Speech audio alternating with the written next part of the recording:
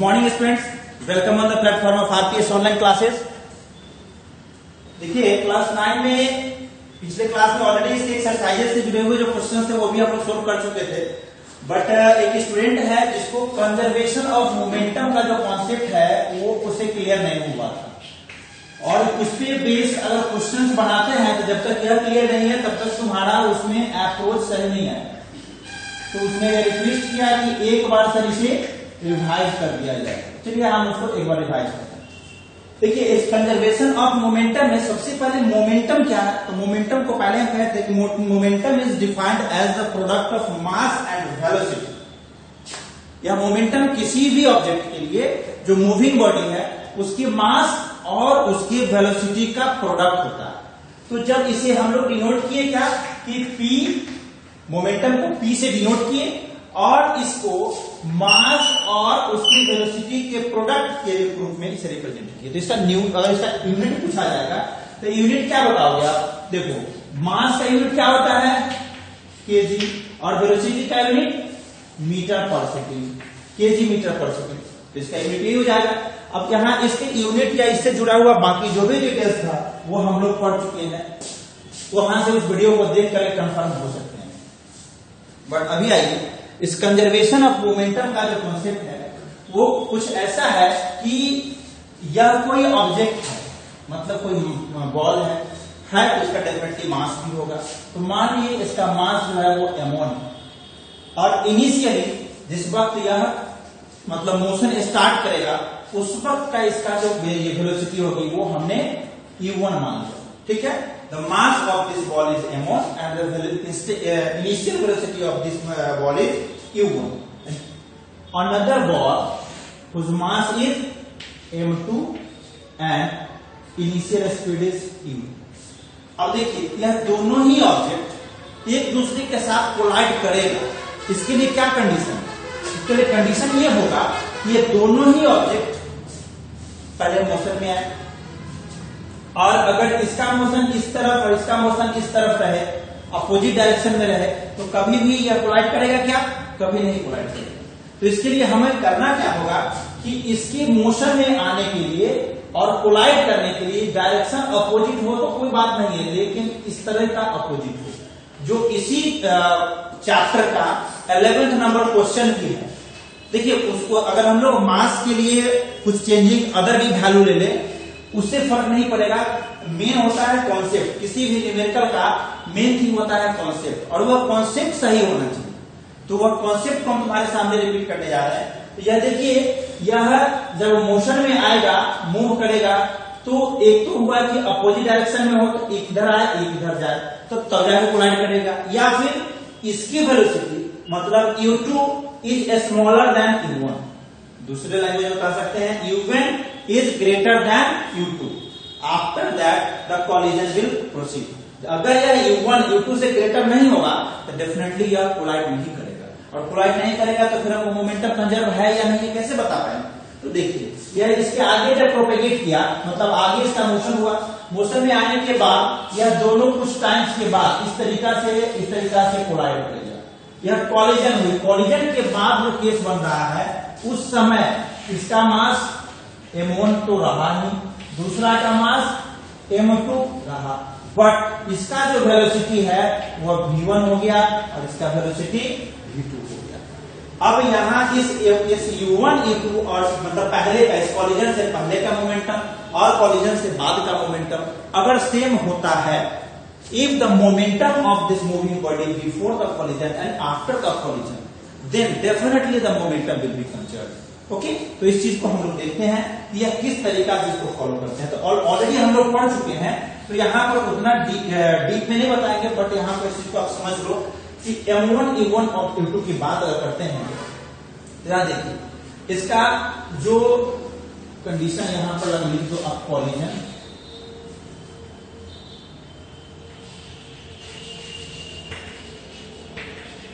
यहाँ कॉलिजन हो गया। इधर देखिए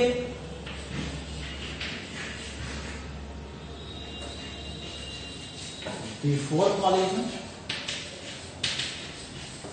और इधर देखिए आफ्टर कॉलिजन।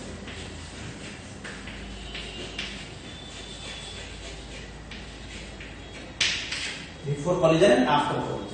अब इस बिफोर कॉलिजन का तो इसका मोमेंटम ही हम लोग फाइंड आउट कर सकते हैं। वो कैसे फाइंड आउट करेंगे? तो बिफोर मोमेंट मतलब इसके पहले का जो ये मोमेंटम है क्या होता है, m1 इंटू u1। इसके लिए इसका मास m1 है, वेलोसिटी u1 है, इसका देखिए प्लस m2 और q2, यह दोनों इसके मोमेंटम हो गया कब का? कॉलिजन से पहले का। और जब कॉलिजन हो रहा है उस वक्त तो नहीं, इसके बाद के मोमेंटम को हम लोग फाइंड आउट कर सकते हैं। वो कैसे फाइंड आउट करेंगे? तो यहाँ पर देखो यह m1 और प्रोडक्ट क्या हो जाएगा v1 प्लस m2 और प्रोडक्ट हो जाएगा क्या v2। ठीक है, क्योंकि यह उसके बाद की वेलोसिटी है। तो इसे अगर हम लोग सम अप कर लेते हैं, जैसा कि हमने साइन में यहाँ पर लिखा, यहाँ पर भी हम लोग इसको सम अप कर सकते हैं। अब हमारे कंजर्वेशन के अनुसार यह दोनों ही मोमेंटम बराबर होंगे, दोनों ही इक्वल होंगे। इक्वल होंगे तो इसको हम लोग यहाँ पर यह कंडीशन में लाने की कोशिश करेंगे कि यह कैसे मोमेंटम बराबर होगा। तो हम लोग यह दोनों ही बराबर है, इसको पहले फाइंड आउट करेंगे। तो पहले चेंज इन मोमेंटम इसमें देखिए, ठीक है, चेंज इन मोमेंटम की बात करते हैं। या अगर इस पे फोर्स लगाता है, वह इस पे फोर्स लगाता है, इस दोनों कॉन्सेप्ट को यूज करते हुए हम लोग लास्ट में जो फाइंड आउट करते हैं वह ये दोनों इक्वल ऐसा बनता है। ठीक है, पहले हम लोग यहाँ पर इस पे लगने वाले फोर्सेस को फाइंड आउट करते हैं, फिर इस पे लगने वाले फोर्सेस को फाइंड आउट करते हैं। और यह फाइंड आउट जब करते हैं तो क्या होता है एमए।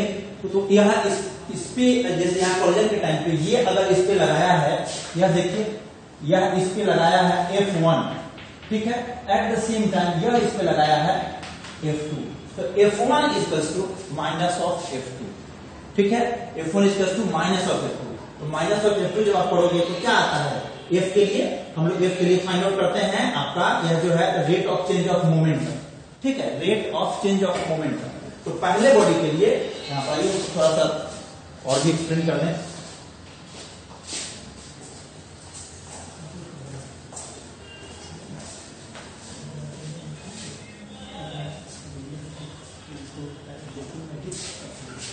इसके लिए यहां पर देखिए यह m1 है, rate of change of momentum करता है m1 और u1, ठीक है। Rate of change of momentum की बात करेंगे तो यहां m1 और यहां पे m1, इसकी पहले वेलोसिटी u1, बाद में इसकी वेलोसिटी v1। तो अब इसमें चेंजिंग के लिए दोनों का जो m1 है वो क्या है, दोनों में m1 तो कॉमन है, सेम है। तो इसको हम लोग इस तरीका से कर सकते हैं कि m1 को कॉमन ले लिए, ठीक है, m1 को कॉमन ले लिए और फाइनल हो गया वेलोसिटी v1, ठीक है, और माइनस e1 बाई टाइम, ठीक है। अब ये होने के बाद आपको ये rate of change of momentum और इसके फोर्स की बात हो गई। फोर्स इक्वल टू ma होता है, तो यहाँ देखिए ma को ही हमने ऐसे लिखा है, ठीक है। दूसरी कंडीशन तो यहाँ देख लीजिए m2 के लिए, तो m2 के लिए हम लोग बात करेंगे तो m2 के लिए क्या होगा, m2 दोनों में कॉमन आएगा सिमिलरली, तो m2 इंटू यहाँ पर इसका जो वेलोसिटी होता है v2 माइनस q2, ठीक है, और बाय क्या करेंगे टाइम t। अब यह दोनों का क्या है, यह दोनों के लिए फोर्स आया है, यह दोनों ही कंडीशन में at the time of collision ball m1, अगर यहाँ पे m1 या a या b किसी बुक में लिखा हुआ रहता है तो उसके लिए परेशान नहीं होना। यह कंडीशन सेम है कि इसका यहाँ हमने m1 कह दिया, यहाँ कहीं पर वो इसको a नाम दे देगा, कहीं पर b नाम दे देगा, उससे परेशान नहीं होना। जस्ट यहाँ कॉन्सेप्ट क्या है कि न्यूटन्स का थर्ड लॉ कहता है कि जब भी किसी भी बॉडी पे एक फोर्स अप्लाइड होता है अगर F1, तो एट द सेम टाइम जिस बॉडी पे F1 फोर्स लगा हुआ है वह बॉडी दूसरी बॉडी पे एक F2 फोर्स लगाएगा जो मैग्नीट्यूड में सेम होगा, डायरेक्शन में अपोजिट होगा। तो यहां देखिए अब यह डायरेक्शन में अपोजिट है, तो ऐसा करके हम लोग ये लिख सकते हैं, डायरेक्शन में अपोजिट होगा तो एक पॉजिटिव है तो दूसरा निगेटिव हो जाएगा। अब निगेटिव हुआ तो यहां से इस t को और इस t को हम लोग कैंसिल कर सकते हैं। अब यहां इसको लिख लो आप m1 लिखे, m1 v1 minus m1 e1, ठीक है, is equals to minus of m2 v2 minus m2 u2, यह लिख सकते हो आप। अब देखिए m1 v1 minus m1 v1, तो यहां हम लोग या तो क्या करें कि इसको सेपरेट मतलब एक साइड करें, एक साइड हम लोग कर सकते हैं। तो आप देखो m1 v1 minus m1 u1 is equals to minus of m2 v2 minus minus plus m2 u2, ठीक है, ऐसा कर सकते हैं। अब देखिए यहाँ पे m1 v1 पॉजिटिव में है, इधर m2 v2 निगेटिव में, तो इसको एक साइड कर लीजिए। एक साइड करेंगे तो क्या होगा, m1 v1 plus m2 v2 is equals to, इधर क्या हो जाएगा, ये माइनस में m1 u1 है, इस साइड अगर ले जाते हैं तो प्लस में आ जाएगा, तो m1 u1 plus m2 u2, ठीक है। अब यह जो हमारे पास आया है यह क्या है, आप देखिए ये हो गया, तो इससे पहले हम लोग rate of change of momentum की बात किए थे, मतलब फाइनल मोमेंटम और इनिशियल मोमेंटम की बात। अभी हम लोग यहाँ पर क्या कीजिए, ये इस साइड जो है बिफोर कॉलिजन जो भी प्रोडक्ट है, जो भी ये मास है, उसके मोमेंटम क्या होंगे, तो देखिए m1 u1 इस बॉडी का, m1 u1 इस बॉडी का, m2 u2, तो टोटल क्या हो जाएगा m2 u2, यह देखें आप, और इस साइड यहां देखेंगे तो यह m1 v1 और प्लस m2 v2, उसी बॉडी का कॉलिजन से पहले वो मोमेंटम है और कॉलिजन के बाद ये मोमेंटम है। और जब हम लोगों ने इस फोर्सेस का यूज करके देखा तो यह देख रहे हैं कि मोमेंटम से पहले का जो ये कॉलिजन से पहले का जो मोमेंटम है वो बराबर है कॉलिजन के बाद के मोमेंटम। तो ऐसे कंडीशन में आप इससे क्या समझ सकते हैं कि जब कोई एक्शन होने से पहले जो वैल्यू है उसका वह सेम उतना ही वैल्यू उसके एक्शंस के बाद भी है, इसका मतलब यह कंजर्व है, यह लॉस नहीं कर पा रहा है, टोटल का टोटल जैसा पहले था वैसा ही उसके बाद है। इसलिए हम लोग इस प्रिंसिपल को बोलते हैं कंजर्वेशन ऑफ मोमेंटम प्रिंसिपल। यहाँ पे कौन सा क्वांटिटी कंजर्व हो रहा है, तो मोमेंटम कंजर्व हो रहा है, इसलिए हम लोग इसको बोले कंजर्वेशन ऑफ मोमेंटम प्रिंसिपल। इसी तरीका का और भी कंडीशन है, जैसे कि हम लोग conservation of energy principal find out करते हैं, प्रूव करते हैं उस चीज को। तो अभी इससे पहले इस चीज को और डीप में बताया गया हुआ, उस वीडियो को अगर ढूंढ करके देखोगे तो उसमें और भी क्लियर, जैसे इसको अगर एग्जामिनेशन में पूछता है, एग्जामिनेशन में कहते हैं कि state and prove the conservation of momentum principle, मतलब इस मोमेंट कंजर्वेशन ऑफ मोमेंटम का प्रिंसिपल क्या है उसको स्टेटमेंट लिखिए और उसको प्रूव भी कीजिए। तो इसको यहाँ पर इस चीज को यहाँ तक पहुंचाने में, इस काम को इतना प्रोसीड करने में तुम्हें करना क्या है कि इससे पहले एक लैंग्वेज में लिखते हैं, और लैंग्वेज में क्या होता है कि let m1 and m2 be the two masses which is moving with initial speed u1 and u2 respectively, which collides after some times, and after collision the m1 and m2 masses separately moving with the velocity v1 and v2 respectively। ऐसा लिख देते हैं statement में, और उसके बाद हम लोग इस चीज को आगे लिख करके ऐसा इस कंडीशन में लगाते हैं। ये है उसका स्टेटमेंट, ठीक है। तो उसको जो भी क्वेश्चंस है उस क्वेश्चंस को हम लोग इस तरीका से प्रोसीड करेंगे, जो वहां हमारा क्वेश्चन होगा उसको इस तरीका से प्रोसीड करेंगे कि उस क्वेश्चंस को कंप्लीट करने के लिए हमें जस्ट इस प्रिंसिपल का ही यूज करें, ठीक है। इस प्रिंसिपल का ही सिर्फ हम लोग यूज करें, और यहाँ पर कोई कंडीशंस या ऐसा कोई चीज जो टर्म है वो लॉस्ट हो रहा है या हमें उस चीज को वहां लिखने की जरूरत है या नहीं है, उसकी बातें हम लोग यहाँ पर नहीं कर रहे हैं। हम लोग सिर्फ एक ही चीज कर रहे हैं कि उस क्वेश्चन को सोल्व करने में वहां पर मास क्या है। तो देखिए उस 11 नंबर क्वेश्चन में जो मास है, जैसे हमें एग्जैक्टली याद नहीं है, लेकिन देखना कि उसमें जो ईच बॉडी है, जो ये जितने भी बॉडी है, mass of the body, mass of the body है, सभी का शायद मास 1.5 kg है, ठीक है। जो भी बॉडी है, दो बॉडी है, दोनों का मास 1.5 kg है and each body is moving with the velocities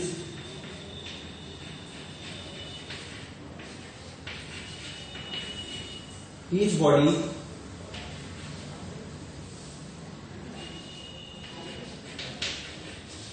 moving with the velocity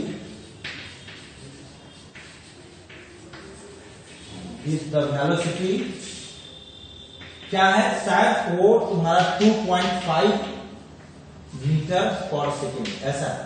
तो यहां और एक क्वेश्चन क्या है कि दोनों ही बॉडी अपोजिट डायरेक्शन में मूव करेंगे। तो अगर यह बॉडी एक इस साइड मूव करे और एक इस साइड मूव करे तो कोलाइड करेगा क्या? कभी कोलाइड नहीं करेगा। इसलिए इस बॉडी का डायरेक्शन इधर होगा और इस बॉडी का डायरेक्शन इधर होगा, ठीक है।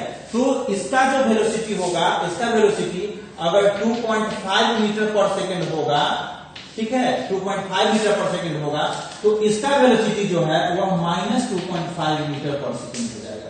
क्योंकि जब वेलोसिटी की बात कर रहे हैं तो वेलोसिटी के साथ ऑलवेज डायरेक्शंस एसोसिएटेड होंगे, और जब डायरेक्शन एसोसिएटेड होंगे तो हम लोग वहां पर पॉजिटिव और नेगेटिव दोनों टर्म्स को यूज करेंगे। इसके बाद क्या होता है, यह जो मास है तुम्हारा, वो क्वेश्चन में कहता है कि the masses stick together and move with a common velocity. मतलब M1 और M2 जो है वह स्टिक कर जाता है, चिपक जाता है एक दूसरे से और एक कॉमन वेलोसिटी से, मतलब एक ही वेलोसिटी से वो मूव करने लगता है। जैसे ये हुआ और ये हुआ, तो ये M1 और ये M2, और दोनों जब स्टिक टुगेदर हो जाएगा मतलब मास M1 प्लस M2 हो जाएगा और वेलोसिटी दोनों का कंबाइन किया हो जाएगा। तो इसके बेसिस पर हम लोग वहां पर वो वेलोसिटी कितनी होगी यह हमें फाइंड आउट करना है। तो आइए यहाँ पर हम लोग लगाते हैं कंजर्वेशन ऑफ प्रिंसिपल अकॉर्डिंग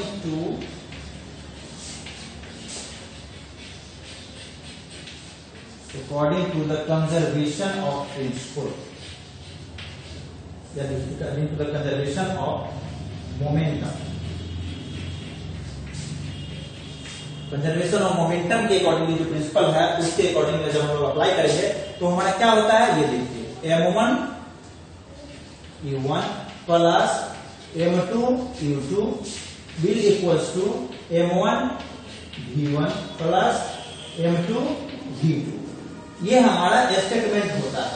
अब यहाँ पर देखिए M1 और M2 का जो हमारा मास है वो कितना है, तो वह क्लियर है। हम लोग यहाँ पर उसको क्या लिख सकते हैं, M1 U1 की जगह पे, तो M1 है हमारा 1.5 इंटू 2.5 प्लस M2 है फिर 1.5 और मल्टीप्लाई करेंगे -2.5 से, ठीक है, विल इक्वल्स टू। अब यहां पर क्या है, जब स्टिक टुगेदर हो जाता है इसका मतलब M1 plus M2 into common velocity भी हो जाएगा। इसके बाद हम लोग इस चीज को लिख सकते हैं,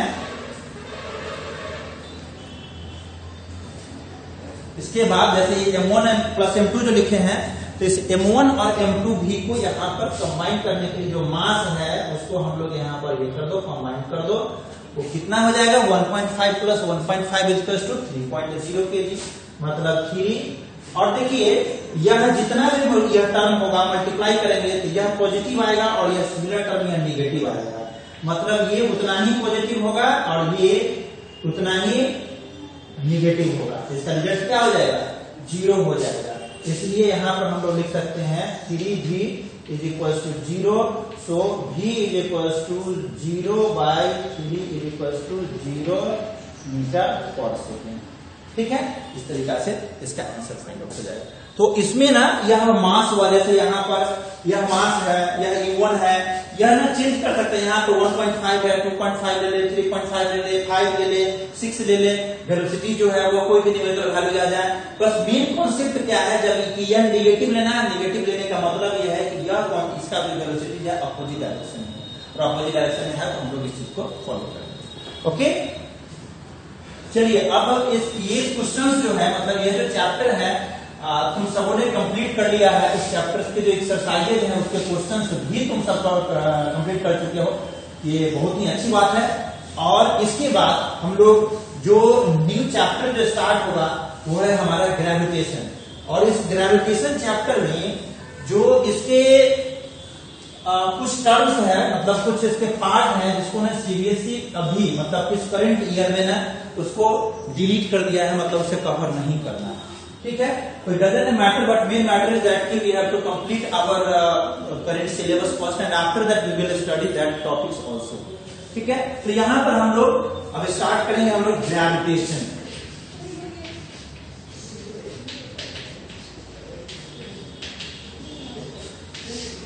ग्रेविटेशन, इस ग्रेविटेशन को पढ़ने की क्या जरूरत है? Why we need to study gravitation? In fact, there are so many types of forces which is in our syllabus and हम लोगों ने उसको पढ़ा था, लेकिन कोई ऐसा फोर्स जो किसी भी ऑब्जेक्ट पे वर्क तो करता है लेकिन उसके रीजन क्या होते हैं? जरूर कोई ना कोई रीजन वहां पर जरूर होता है, जैसे इलेक्ट्रोस्टैटिक फोर्स है। तो यहां पर हम लोग जैसे ग्रेविटेशन पढ़ने जा रहे हैं, यह gravitation is a type of force which is acting between two bodies due to the virtue of its mass। मास के वजह से जब कोई फोर्स एक्ट होता है तो उसे हम लोग ग्रेविटेशनल फोर्स कहते हैं, और इसे मतलब एफ जी से डिनोट करते हैं। तो इस चीज को हम लोग कंप्लीट करेंगे, मतलब इसमें फर्दर स्टडी करेंगे अगले टॉपिक में, क्योंकि यहाँ पर ग्रेविटेशन के साथ साथ ग्रेविटेशनल जो फोर्स है जैसे उसे हम लोग लैंग्वेज में कहें, और इसको जब मैथमेटिकली लिखना चाहेंगे तो हम लोग लिख सकते हैं इसको gravitational, if the gravitational force is denoted by F then it is directly proportional to the product of m1 and m2 and it is inversely proportional to the square of its distance by which it is separated, ठीक है। इस तरीका से होता है। तो combinedly इसको हम लोग लिख सकते हैं F is equal to G m1 m2 by D square, इस तरीका से इसे लिख सकते हैं। Here capital G is the gravitational constant and its value is equal to 6.67 into 10 to the minus 11 newton metre प्रति स्क्वायर, ठीक है। इस चीज को हम लोग आगे स्टडी करेंगे और इसको फर्दर हम तुम्हारे क्या कहते हैं कि टॉपिक बाय टॉपिक क्वेश्चन से आपको क्वेरी करते हुए इसको कंप्लीट करेंगे। आप यहां पर इसका होमवर्क लिख लीजिए, study the chapter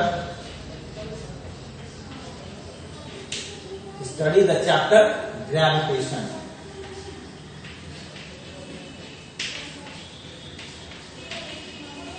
ठीक है। ग्रेविटेशन चैप्टर को कंप्लीट करना है, ओके। तब तक के लिए थैंक यू।